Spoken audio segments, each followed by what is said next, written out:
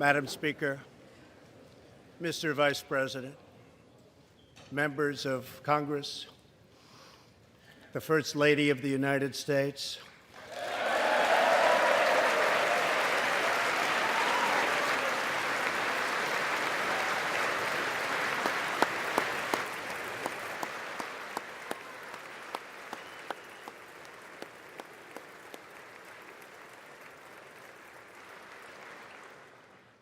and my fellow Americans.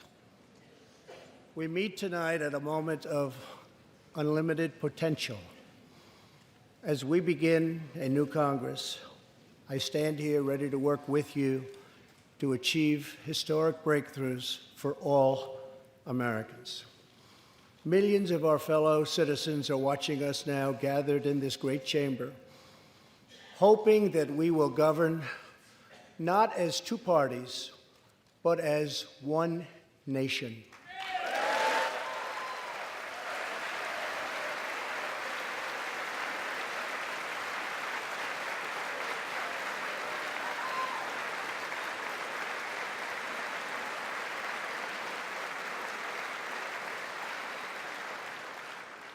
The agenda I will lay out this evening is not a Republican agenda or a Democrat agenda.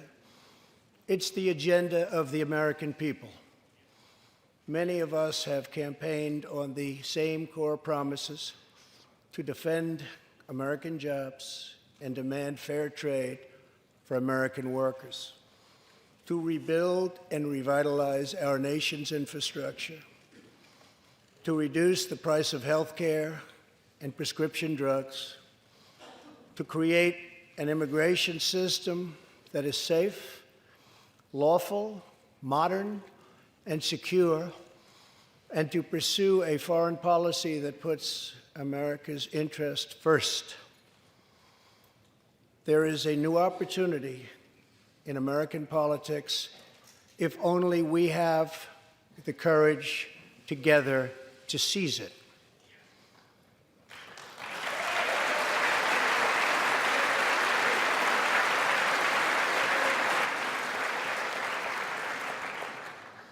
Victory is not winning for our party. Victory is winning for our country.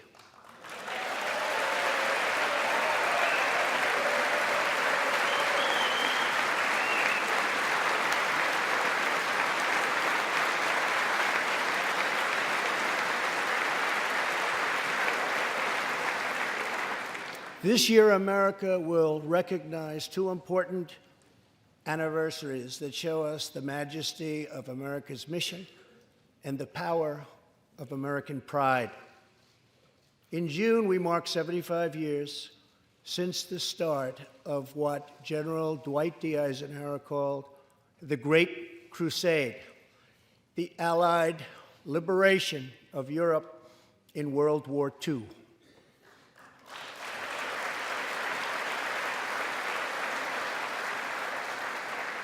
On D-Day, June 6, 1944, 15,000 young American men jumped from the sky, and 60,000 more stormed in from the sea to save our civilization from tyranny. Here with us tonight are three of those incredible heroes. Private First Class Joseph Riley, Staff Sergeant Irving Locker, and Sergeant Herman Zaitchik. Hey.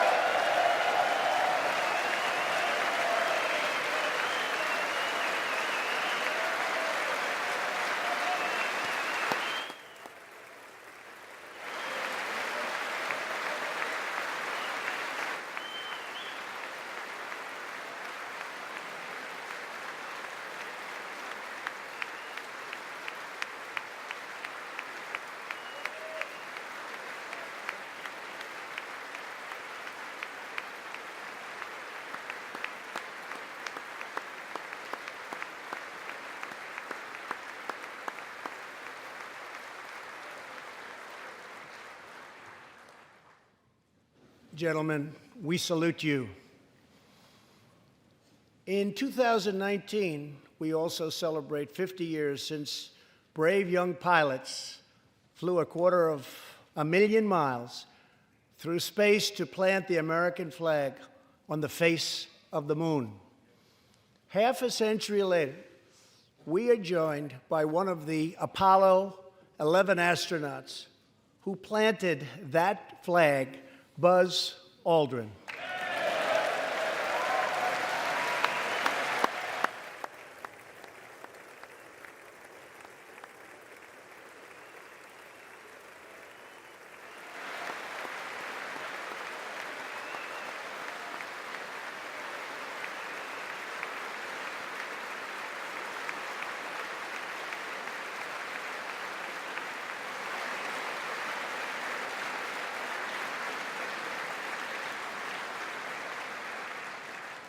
Thank you, Buzz.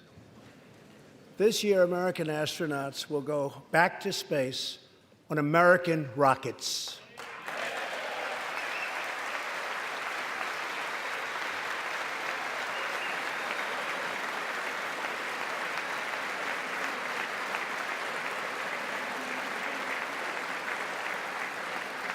In the 20th century, America saved freedom, transformed science, redefined the middle class, and when you get down to it, there's nothing anywhere in the world that can compete with America.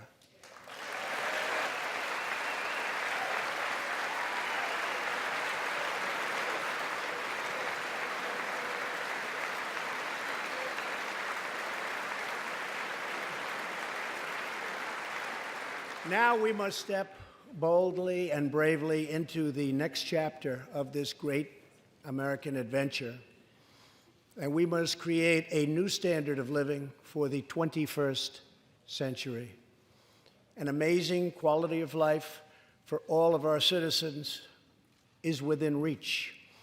We can make our communities safer, our families stronger, our culture richer, our faith deeper, and our middle class bigger and more prosperous than ever before.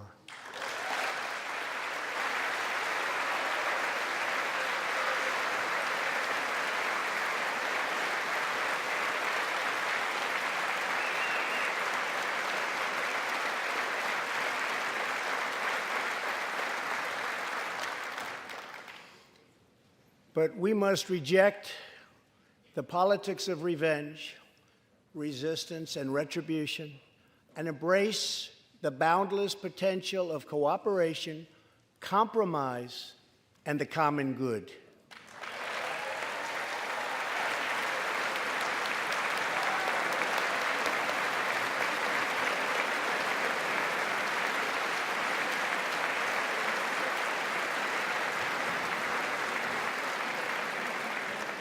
Together, we can break decades of political stalemate. We can bridge old divisions, heal old wounds, build new coalitions, forge new solutions, and unlock the extraordinary promise of America's future. The decision is ours to make. We must choose between greatness or gridlock, results or resistance, vision or vengeance, incredible progress or pointless destruction. Tonight, I ask you to choose greatness.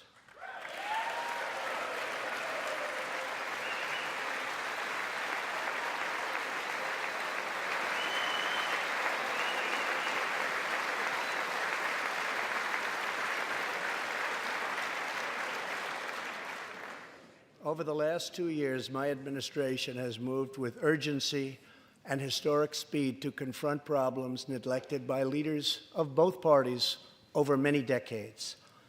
In just over 2 years since the election, we have launched an unprecedented economic boom, a boom that has rarely been seen before. There's been nothing like it. We have created 5.3 million new jobs, and importantly added 600,000 new manufacturing jobs something which almost everyone said was impossible to do. But the fact is, we are just getting started.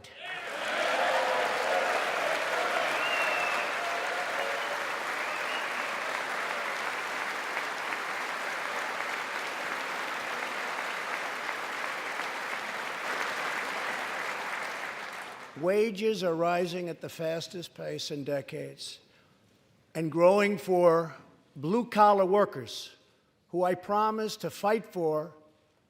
They're growing faster than anyone else thought possible. Nearly 5 million Americans have been lifted off food stamps.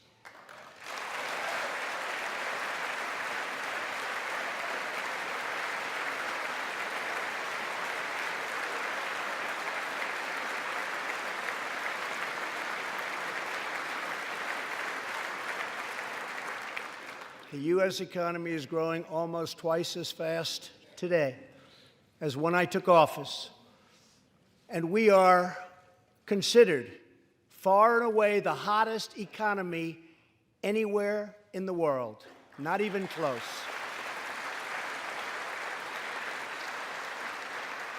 Unemployment has reached the lowest rate in over half a century.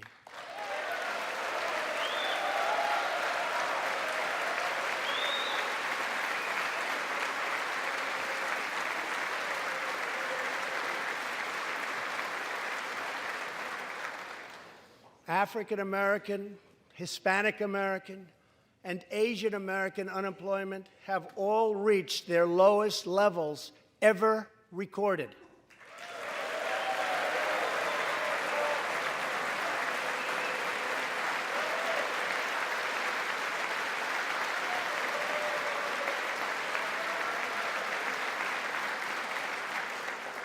Unemployment for Americans with disabilities has also reached an all-time low.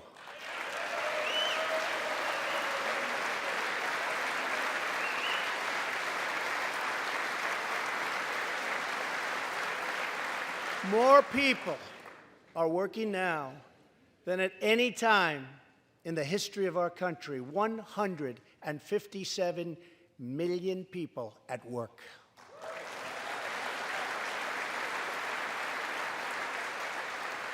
We passed a massive tax cut for working families and doubled the child tax credit.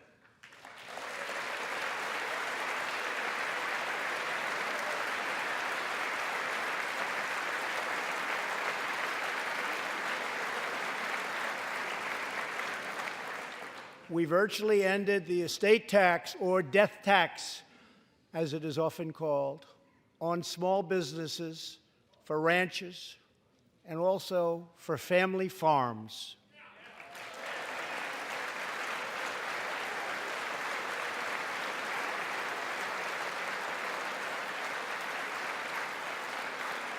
We eliminated the very unpopular Obamacare individual mandate penalty.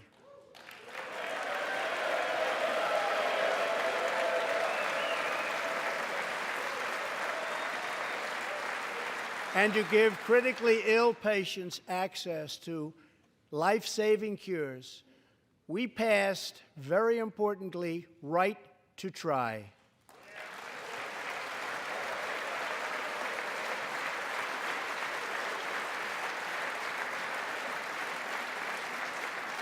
My administration has cut more regulations in a short period of time than any other administration during its entire tenure.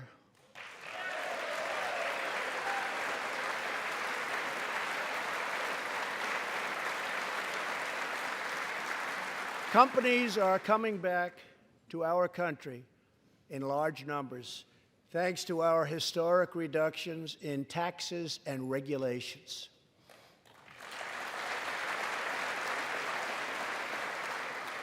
And we have unleashed a revolution in American energy. The United States is now the #1 producer of oil and natural gas anywhere in the world.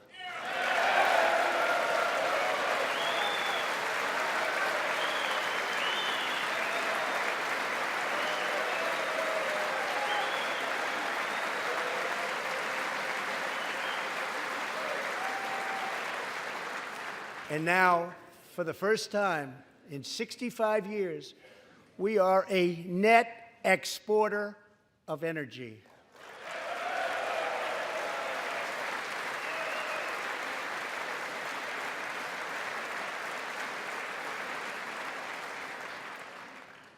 After 24 months of rapid progress, our economy is the envy of the world.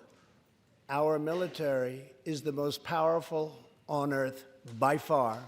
And America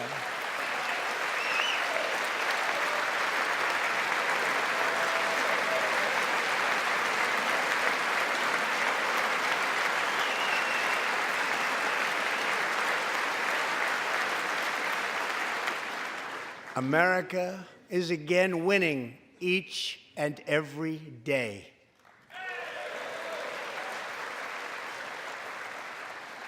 Members of Congress, the state of our union is strong.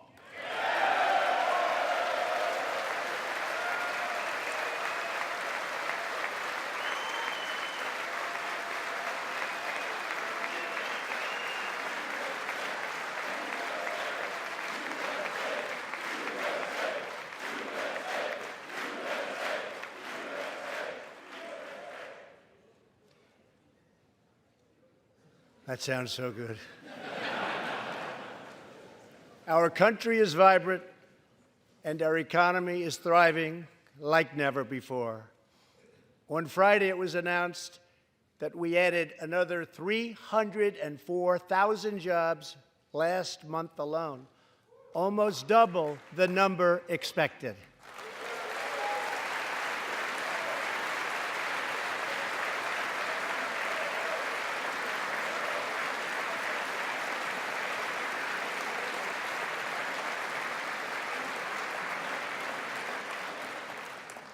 An economic miracle is taking place in the United States, and the only thing that can stop it are foolish wars, politics, or ridiculous partisan investigations.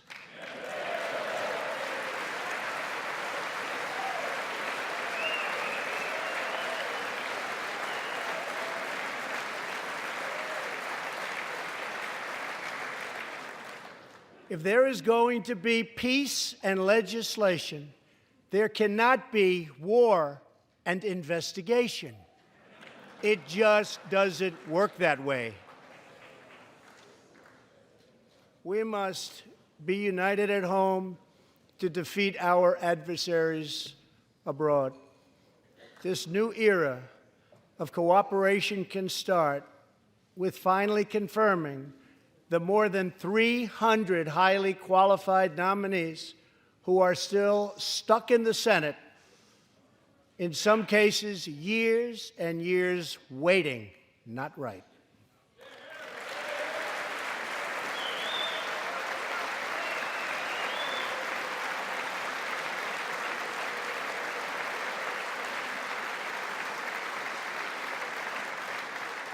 The Senate has failed to act on these nominations, which is unfair to the nominees and very unfair to our country. Now is the time for bipartisan action. Believe it or not, we have already proven that that's possible. In the last Congress, both parties came together to pass unprecedented legislation to confront the opioid crisis, a sweeping new farm bill, historic VA reforms, and after 4 decades of rejection, we passed VA accountability so that we can finally terminate those who mistreat our wonderful veterans.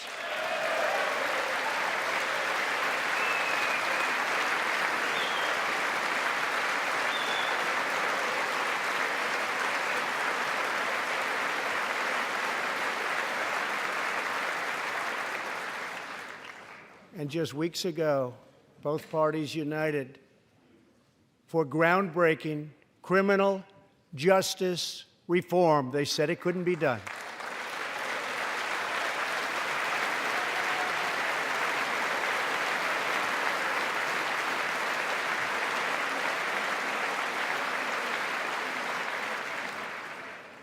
Last year, I heard through friends the story of Alice Johnson. I was deeply moved. In 1997, Alice was sentenced to life in prison as a first-time nonviolent drug offender. Over the next 22 years, she became a prison minister, inspiring others to choose a better path.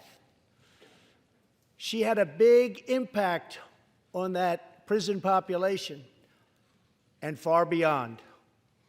Alice's story underscores the disparities and unfairness that can exist in criminal sentencing and the need to remedy this total injustice. She served almost that 22 years and had expected to be in prison for the remainder of her life. In June, I commuted Alice's sentence. When I saw Alice's beautiful family greet her at the prison gates, hugging and kissing and crying and laughing, I knew I did something right. Alice is with us tonight, and she is a terrific woman. Terrific. Alice, please.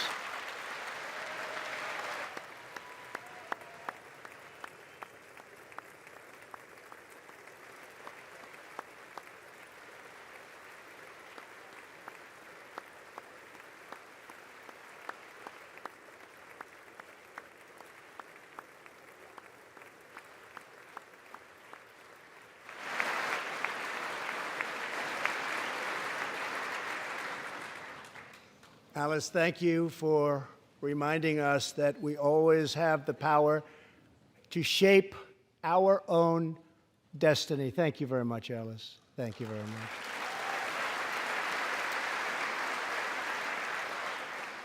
Inspired by stories like Alice's, my administration worked closely with members of both parties to sign the First Step Act into law. Big deal. It's a big deal.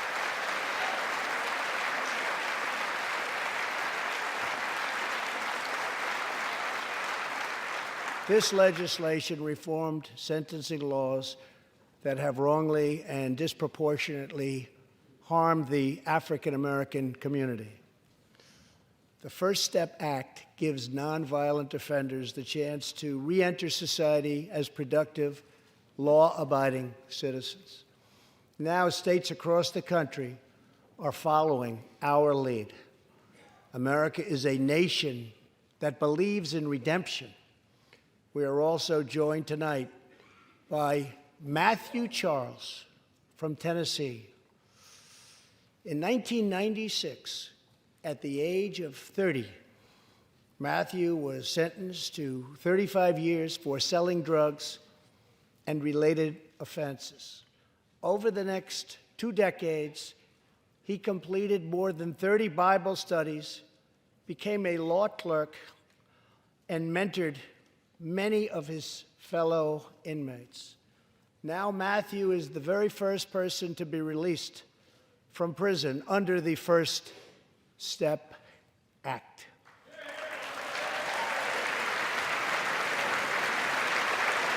Matthew, please.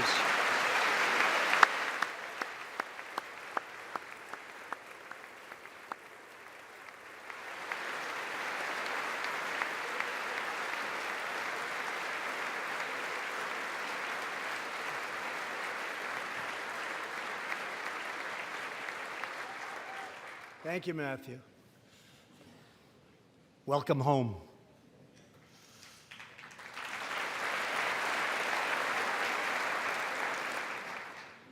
Now, Republicans and Democrats must join forces again to confront an urgent national crisis.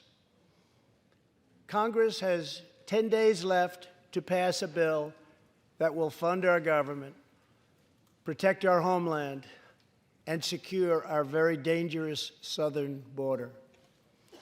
Now is the time for Congress to show the world that America is committed to ending illegal immigration and putting the ruthless coyotes, cartels, drug dealers, and human traffickers out of business.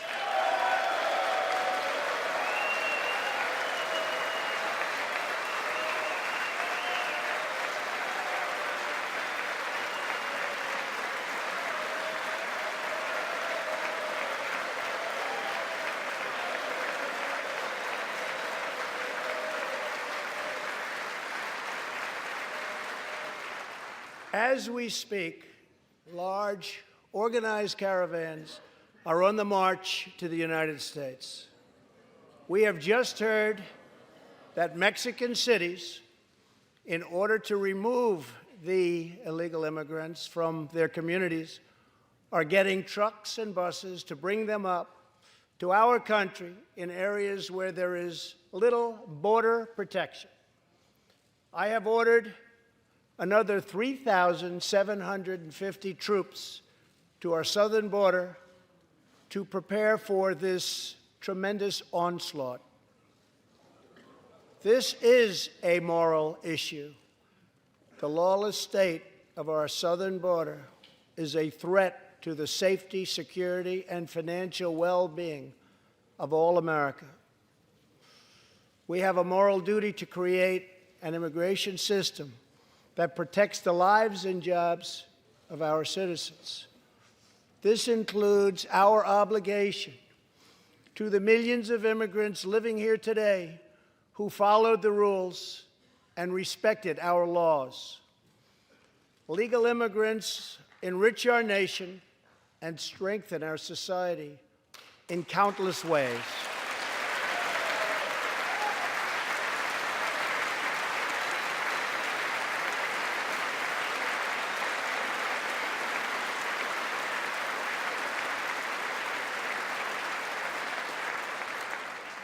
I want people to come into our country in the largest numbers ever, but they have to come in legally.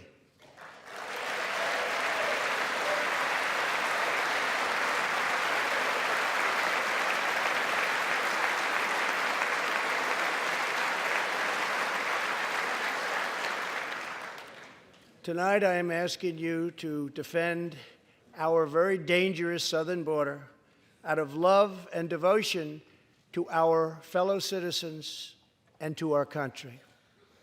No issue better illustrates the divide between America's working class and America's political class than illegal immigration.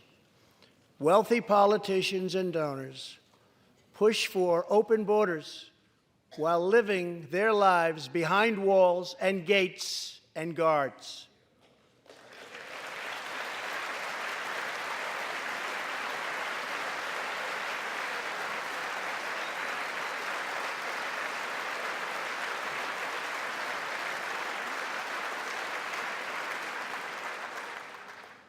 Meanwhile, working-class Americans are left to pay the price for mass illegal immigration. Reduced jobs, lower wages, overburdened schools, hospitals that are so crowded you can't get in, increased crime, and a depleted social safety net. Tolerance for illegal immigration is not compassionate. It is actually very cruel.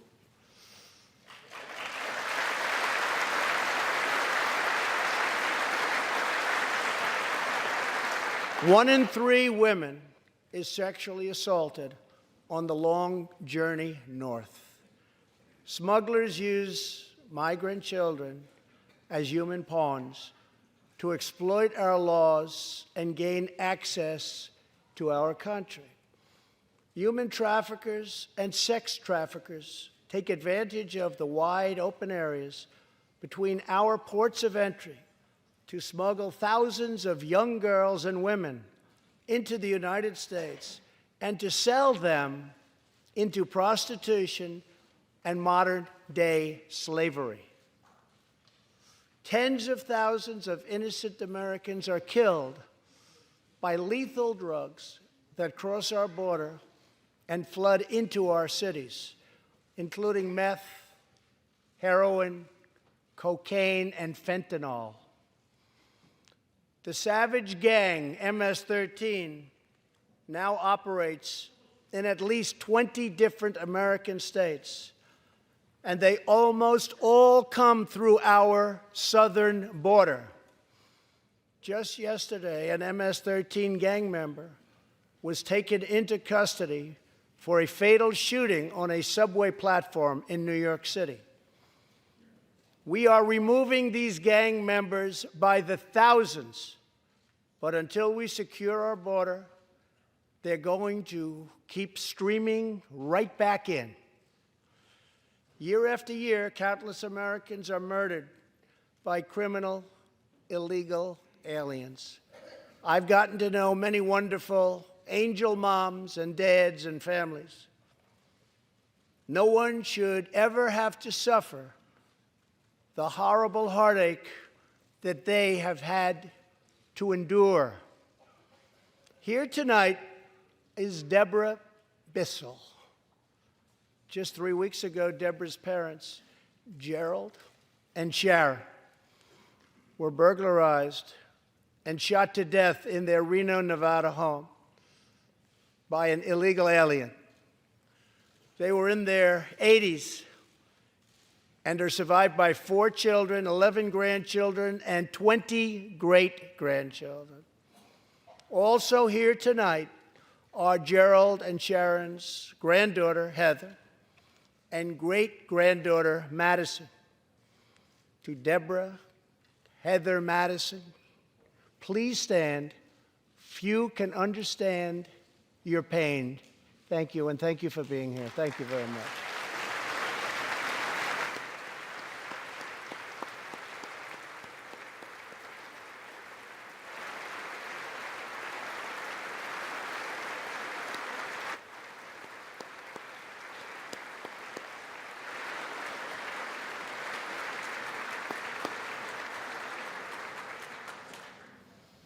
I will never forget, and I will fight for the memory of Gerald and Sharon, that it should never happen again. Not one more American life should be lost because our nation failed to control its very dangerous border. In the last 2 years, our brave ICE officers made 266,000 arrests of criminal aliens, including those charged or convicted of nearly 100,000 assaults, 30,000 sex crimes, and 4,000 killings or murders. We are joined tonight by one of those law enforcement heroes, ICE Special Agent Elvin Hernandez. When Elvin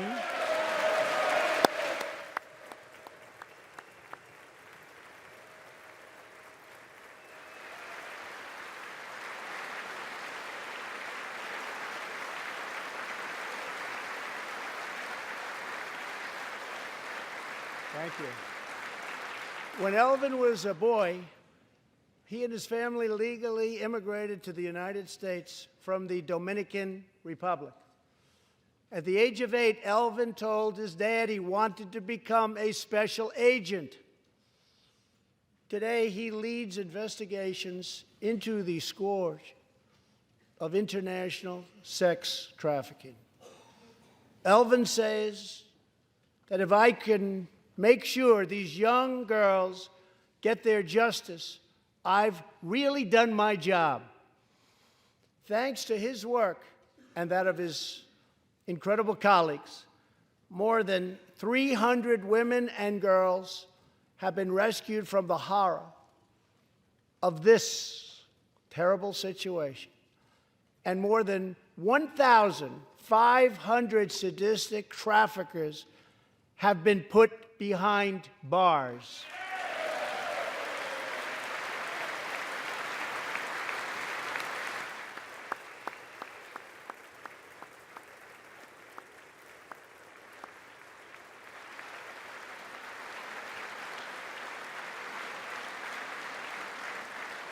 Thank you, Alvin.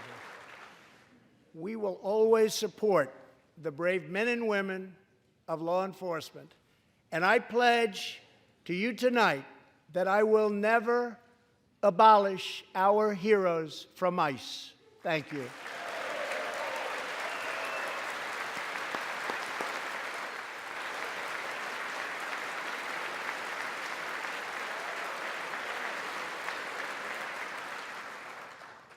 My administration has sent to Congress a common-sense proposal to end the crisis on the southern border. It includes humanitarian assistance, more law enforcement, drug detection at our ports, closing loopholes that enable child smuggling, and plans for a new physical barrier or wall to secure the vast areas between our ports of entry. In the past, most of the people in this room voted for a wall, but the proper wall never got built. I will get it built.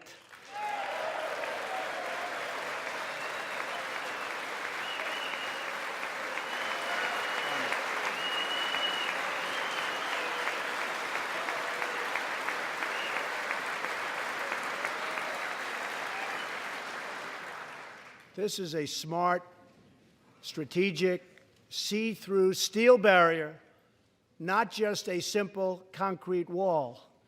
It will be deployed in the areas identified by the border agents as having the greatest need, and these agents will tell you where walls go up, illegal crossings go way, way down.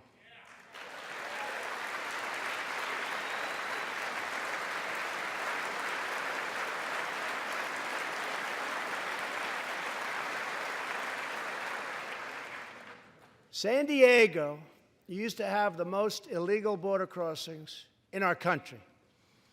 In response, a strong security wall was put in place. This powerful barrier almost completely ended illegal crossings. The border city of El Paso, Texas, used to have extremely high rates of violent crime, one of the highest in the entire country, and considered one of our nation's most dangerous cities. Now, immediately upon its building, with a powerful barrier in place, El Paso is one of the safest cities in our country. Simply put, walls work and walls save lives.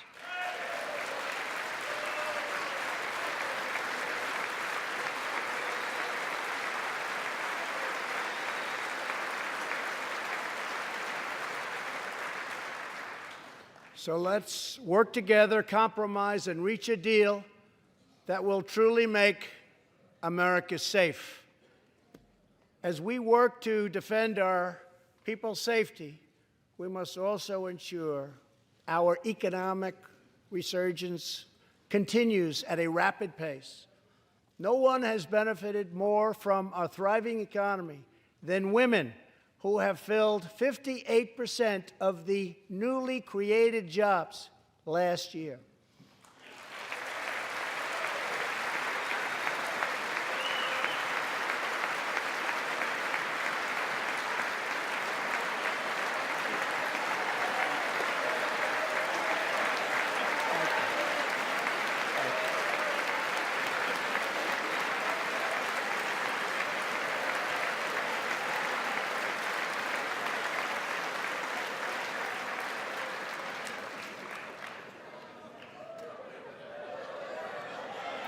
You weren't supposed to do that.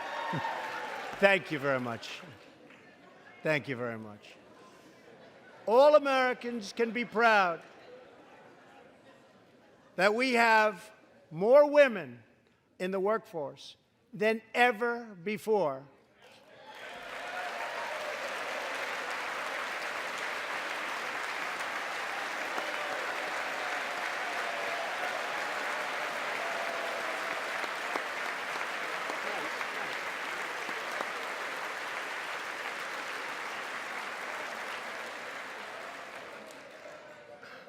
Don't sit yet. You're going to like this. And exactly 1 century after Congress passed the constitutional amendment giving women the right to vote, we also have more women serving in Congress than at any time before.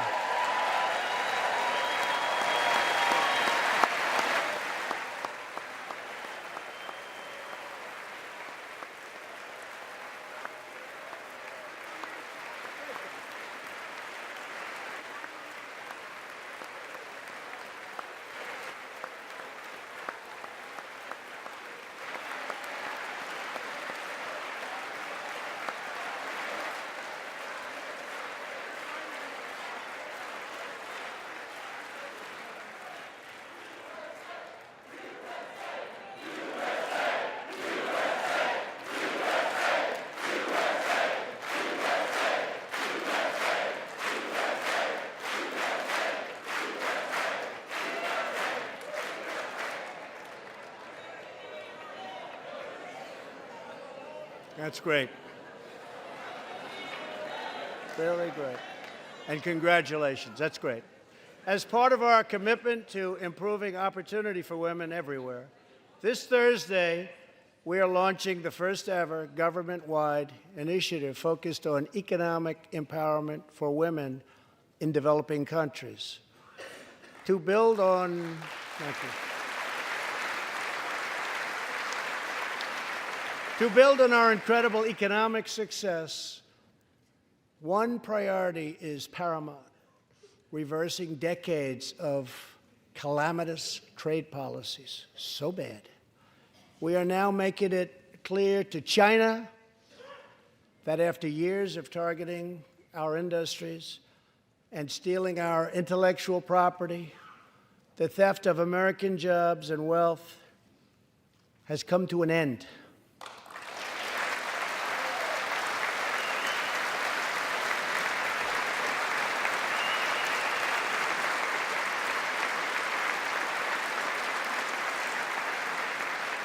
Therefore, we recently imposed tariffs on $250 billion of Chinese goods, and now our Treasury is receiving billions and billions of dollars. But I don't blame China for taking advantage of us. I blame our leaders and representatives for allowing this travesty to happen. I have great respect for President Xi, and we are now working on a new trade deal with China.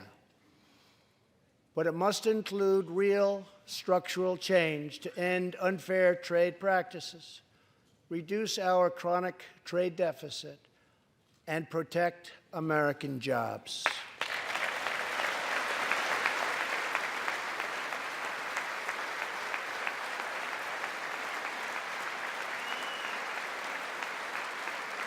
Thank you. Another historic trade blunder was the catastrophe known as NAFTA.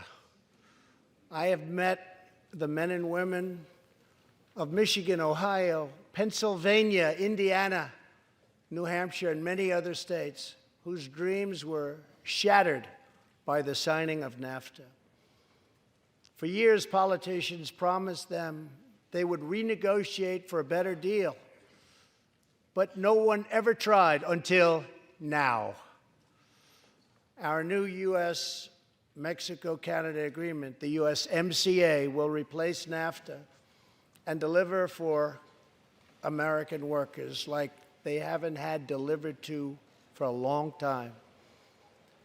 I hope you can pass the USMCA into law so that we can bring back our manufacturing jobs in even greater numbers, expand American agriculture, protect intellectual property, and ensure that more cars are proudly stamped with our 4 beautiful words: Made in the USA.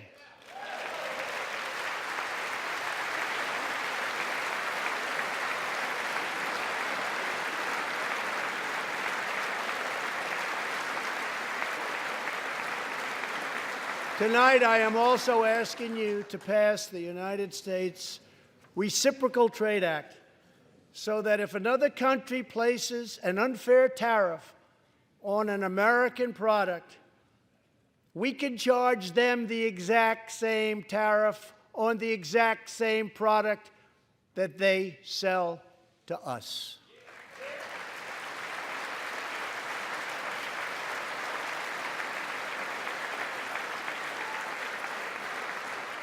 Both parties should be able to unite for a great rebuilding of America's crumbling infrastructure.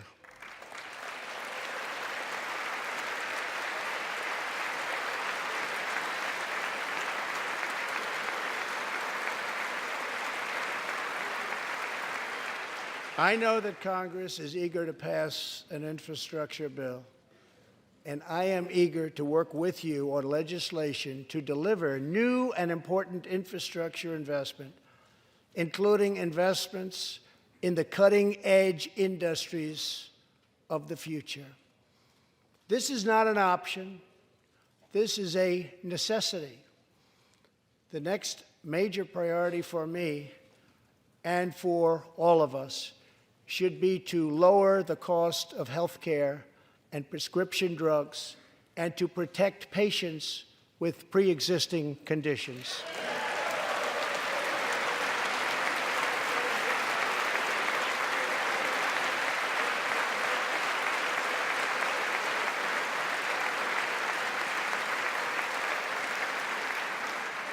Already as a result of my administration's efforts in 2018, drug prices experienced their single largest decline in 46 years.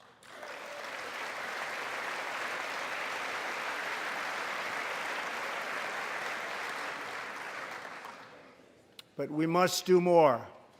It's unacceptable that Americans pay vastly more than people in other countries for the exact same drugs, often made in the exact same place.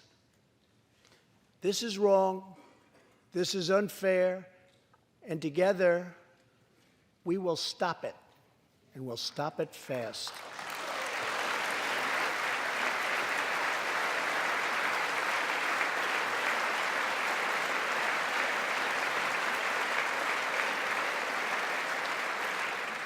I am asking Congress to pass legislation that finally takes on the problem of global freeloading and delivers fairness and price transparency for American patients, finally.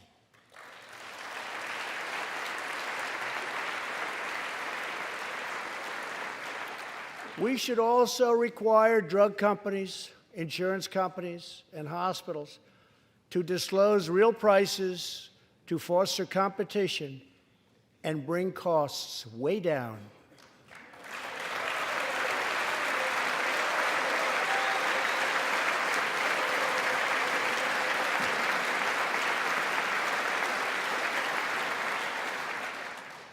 No force in history has done more to advance the human condition than American freedom. In recent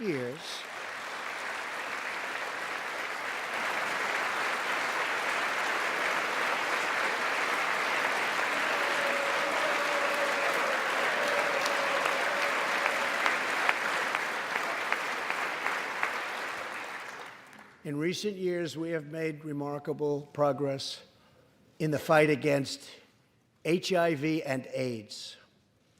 Scientific breakthroughs have brought a once distant dream within reach.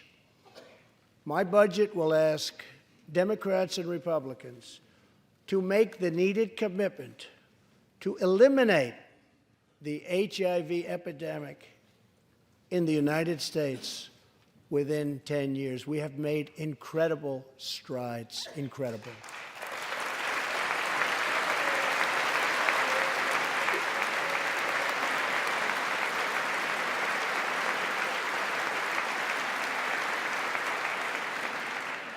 Together, we will defeat AIDS in America and beyond.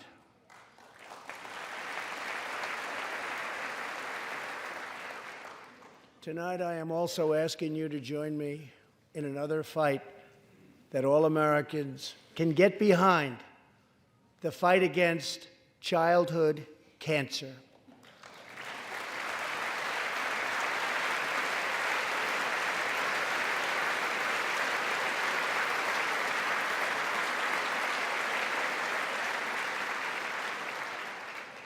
Joining Melania in the gallery this evening is a very brave 10-year-old girl, Grace Eline. Every birthday,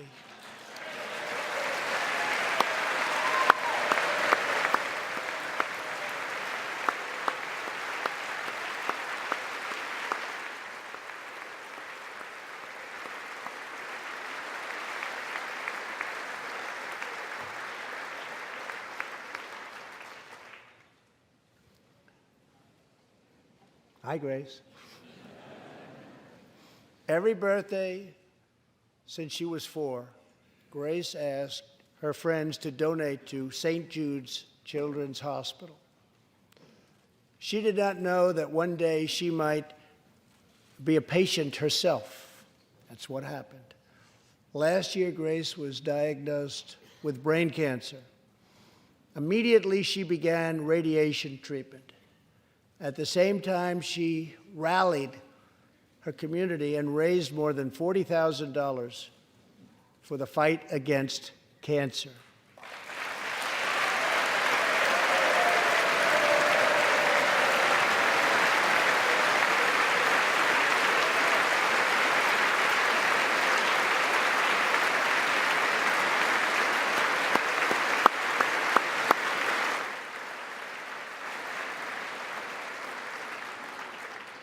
When Grace completed treatment last fall, her doctors and nurses cheered.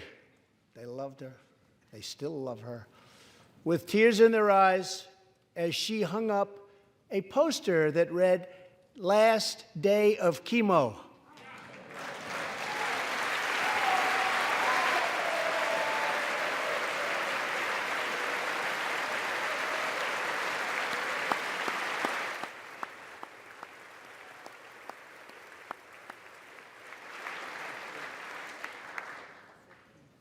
Thank you very much, Grace. You are a great inspiration to everyone in this room. Thank you very much.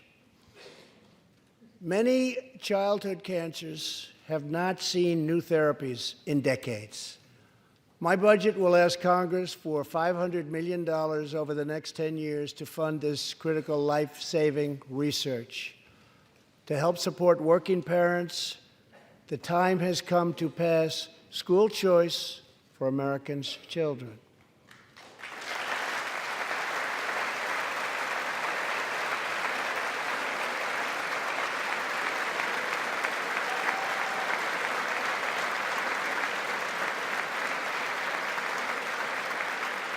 I am also proud to be the first president to include in my budget a plan for nationwide paid family leave so that every new parent has the chance to bond with their newborn child.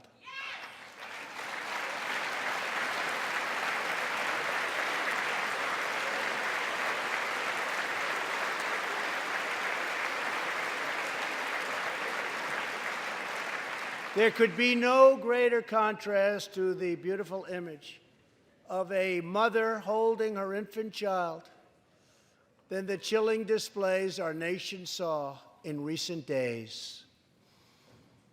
Lawmakers in New York cheered with delight upon the passage of legislation that would allow a baby to be ripped from the mother's womb moments from birth.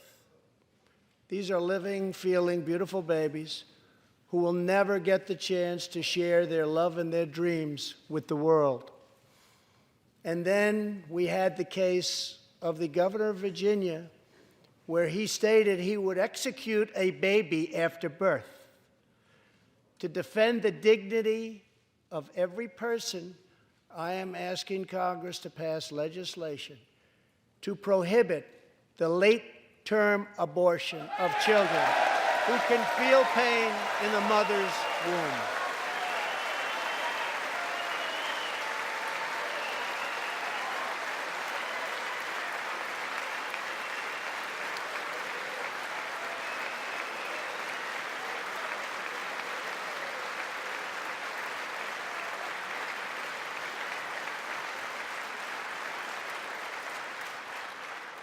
Let us work together to build a culture that cherishes innocent life.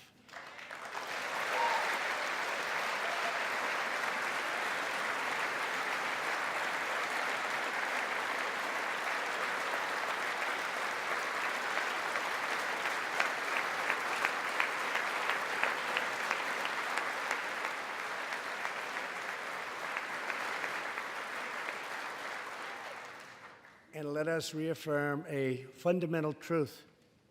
All children, born and unborn, are made in the holy image of God. The final part of my agenda is to protect American security. Over the last 2 years, we have begun to fully rebuild the United States military with $700 billion last year and $716 billion this year. We are also getting other nations to pay their fair share. Finally.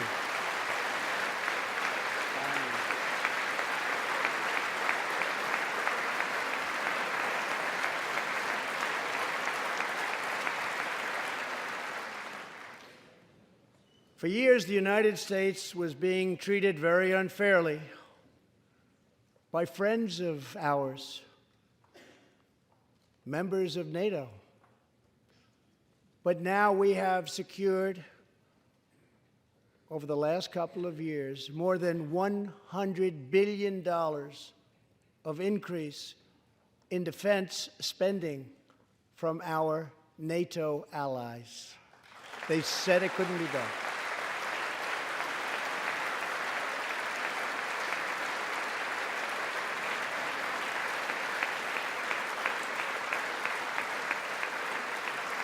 As part of our military buildup, the United States is developing a state-of-the-art missile defense system. Under my administration, we will never apologize for advancing America's interests.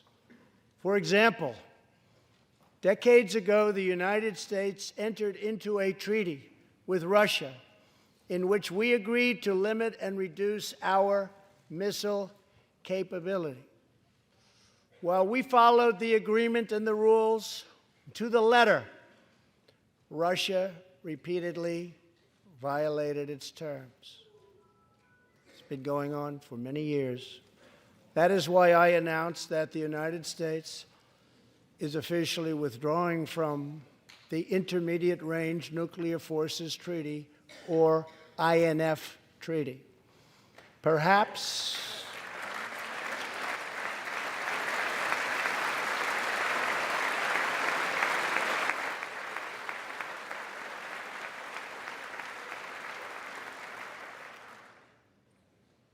we really have no choice. Perhaps we can negotiate a different agreement, adding China and others. Or perhaps we can't, in which case we will outspend and out-innovate all others by far.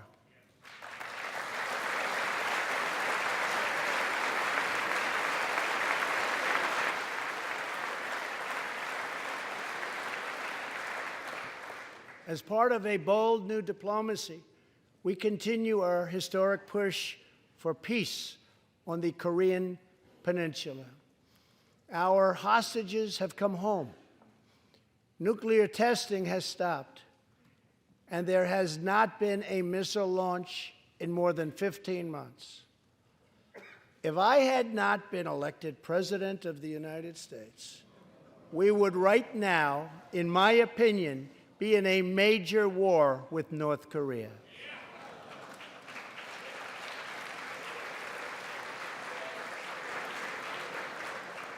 Much work remains to be done, but my relationship with Kim Jong-un is a good one. Chairman Kim and I will meet again on February 27th and 28th in Vietnam.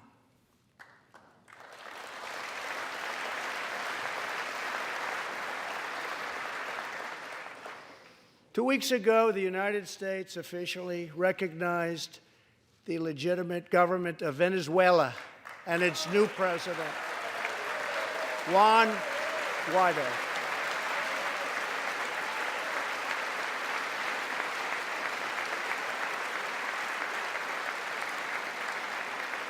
We stand with the Venezuelan people in their noble quest for freedom, and we condemn the brutality of the Maduro regime, whose socialist policies have turned that nation from being the wealthiest in South America into a state of abject poverty and despair.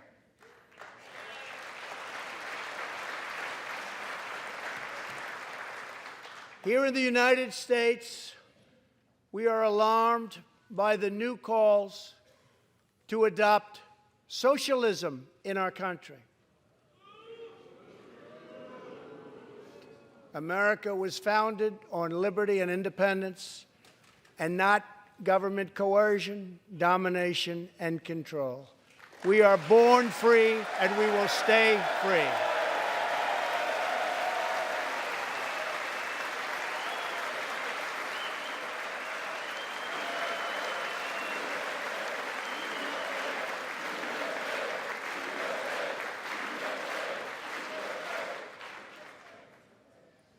Tonight, we renew our resolve that America will never be a socialist country.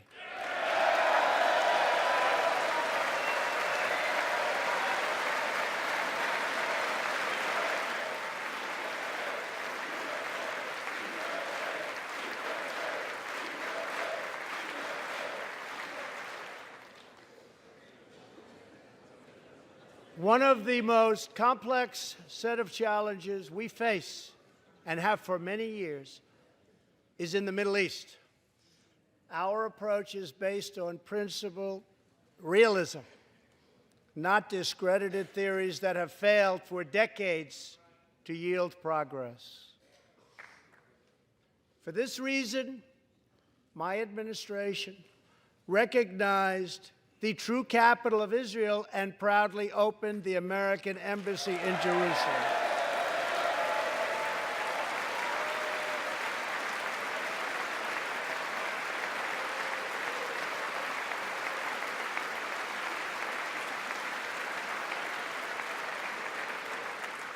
Our brave troops have now been fighting in the Middle East for almost 19 years.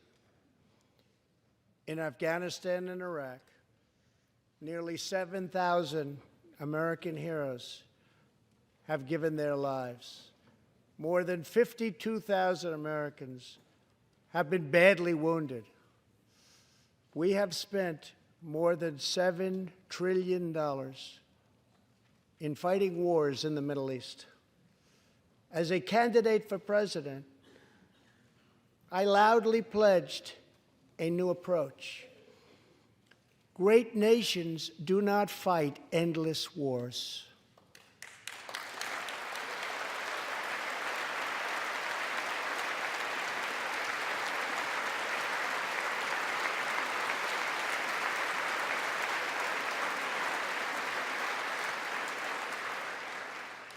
When I took office, ISIS controlled more than 20,000 square miles in Iraq and Syria just 2 years ago. Today, we have liberated virtually all of the territory from the grip of these bloodthirsty monsters.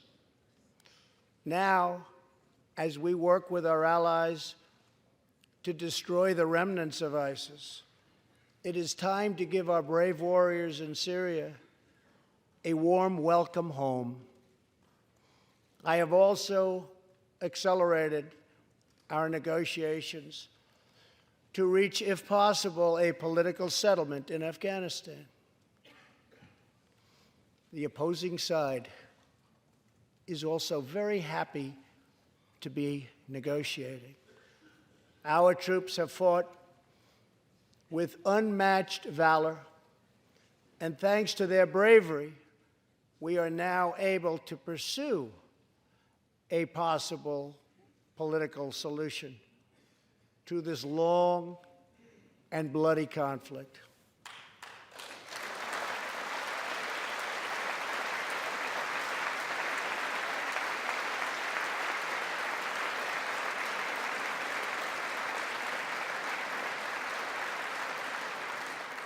In Afghanistan, my administration is holding constructive talks with a number of Afghan groups, including the Taliban. As we make progress in these negotiations, we will be able to reduce our troops' presence and focus on counterterrorism, and we will indeed focus on counterterrorism. We do not know whether we'll achieve an agreement, but we do know that after 2 decades of war, the hour has come to at least try for peace, and the other side would like to do the same thing. It's time.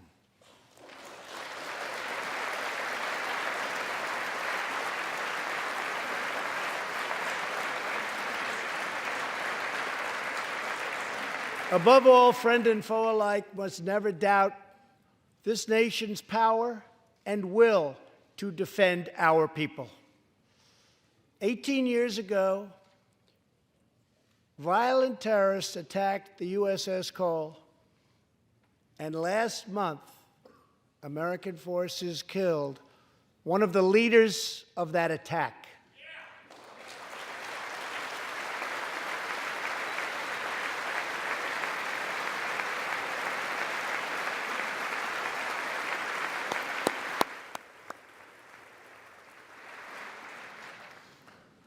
We are honored to be joined tonight by Tom Wibberley, whose son, Navy seaman Craig Wibberley, was one of the 17 sailors we tragically lost.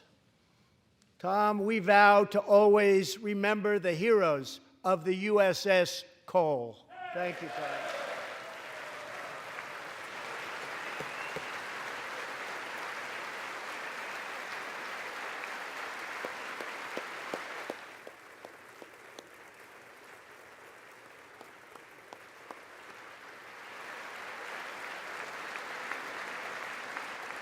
My administration has acted decisively to confront the world's leading state sponsor of terror, the radical regime in Iran. It is a radical regime. They do bad, bad things. To ensure this corrupt dictatorship never acquires nuclear weapons, I withdrew the United States from the disastrous Iran nuclear deal.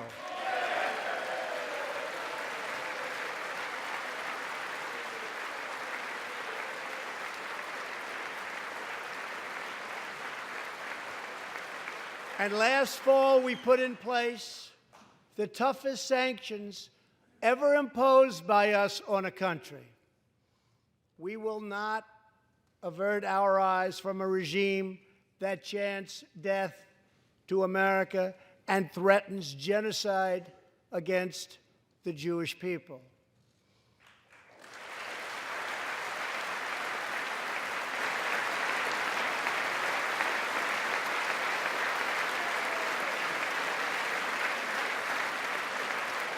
We must never ignore the vile poison of anti-Semitism or those who spread its venomous creed. With one voice, we must confront this hatred anywhere and everywhere it occurs. Just months ago, 11 Jewish Americans were viciously murdered in an anti-Semitic attack on the Tree of Life Synagogue in Pittsburgh. SWAT officer Timothy Matson raced into the gunfire and was shot 7 times chasing down the killer, and he was very successful. Timothy has just had his 12th surgery, and he's going in for many more. but he made the trip to be here with us tonight. Officer Mattson, please.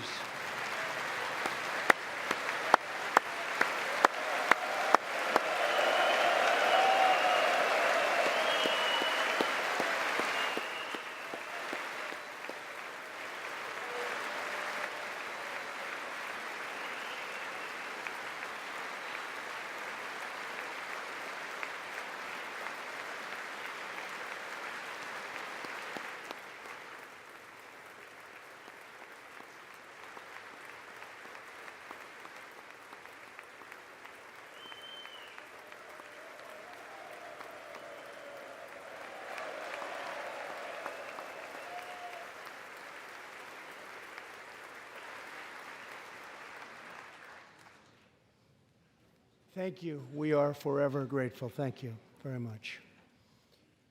Tonight, we are also joined by Pittsburgh survivor, Judah Samet.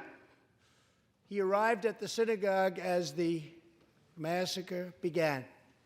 But not only did Judah narrowly escape death last fall, more than 7 decades ago, he narrowly survived the Nazi concentration camps. Today is Judah's 81st birthday.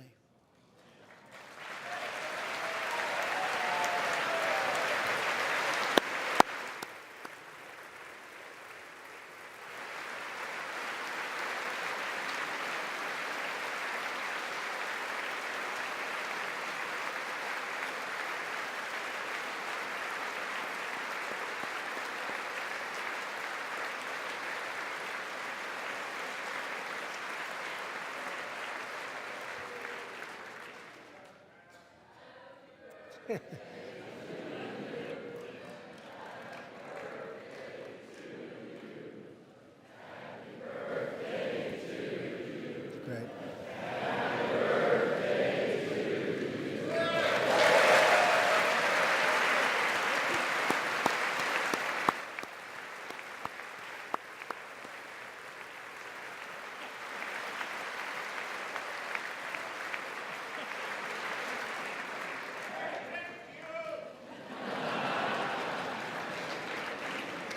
They wouldn't do that for me, Judah.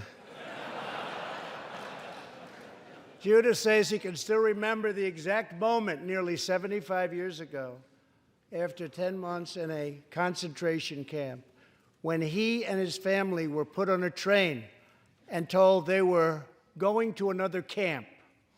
Suddenly, the train screeched to a very strong halt. A soldier appeared. Judah's family braced for the absolute worst. Then his father cried out with joy, "It's the Americans! It's the Americans!"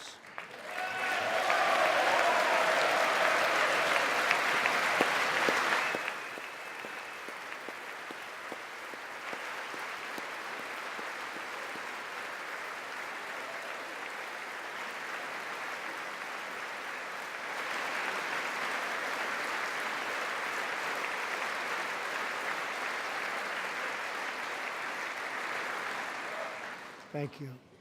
A second Holocaust survivor who is here tonight, Joshua Kaufman, was a prisoner at Dachau. He remembers watching through a hole in the wall of a cattle car as American soldiers rolled in with tanks. To me, Joshua recalls, the American soldiers were proof that God exists. And they came down from the sky. They came down from heaven. I began this evening by honoring 3 soldiers who fought on D-Day in the Second World War. One of them was Herman Zaitchik. But there is more to Herman's story.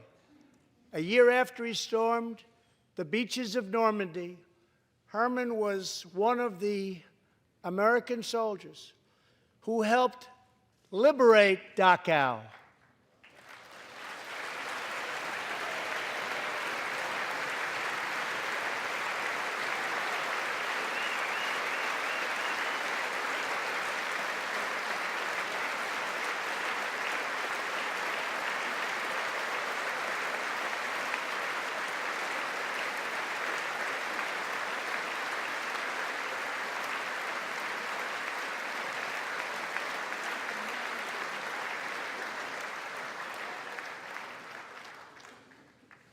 He was one of the Americans who helped rescue Joshua from that hell on earth.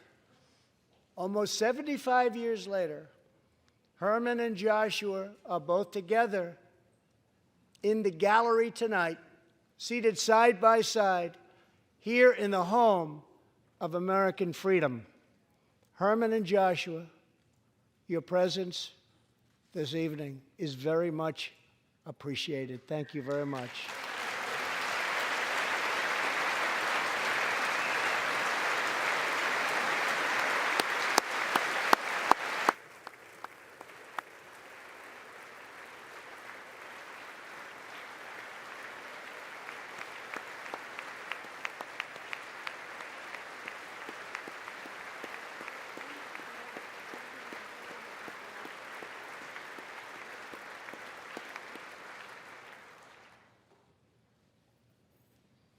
Thank you. When American soldiers set out beneath the dark skies over the English Channel in the early hours of D-Day, 1944, they were just young men of 18 and 19, hurtling on fragile landing craft toward the most momentous battle in the history of war. They did not know if they would survive the hour. They did not know if they would grow old, but they knew that America had to prevail. Their cause was this nation and generations yet unborn. Why did they do it? They did it for America. They did it for us. Everything that has come since our triumph over communism, our giant leaps of science and discovery, our unrivaled progress towards equality and justice, all of it is possible thanks to the blood and tears and courage and vision of the Americans who came before. Think of this Capitol. Think of this very chamber where lawmakers before you voted to end slavery, to build the railroads and the highways, and defeat fascism, to secure civil rights, and to face down evil empires. Here tonight, we have legislators from across this magnificent republic. You have come from the rocky shores of Maine and the volcanic peaks of Hawaii, from the snowy woods of Wisconsin and the red deserts of Arizona, from the green farms of Kentucky and the golden beaches of California. Together, we represent the most extraordinary nation in all of history. What will we do with this moment? How will we be remembered?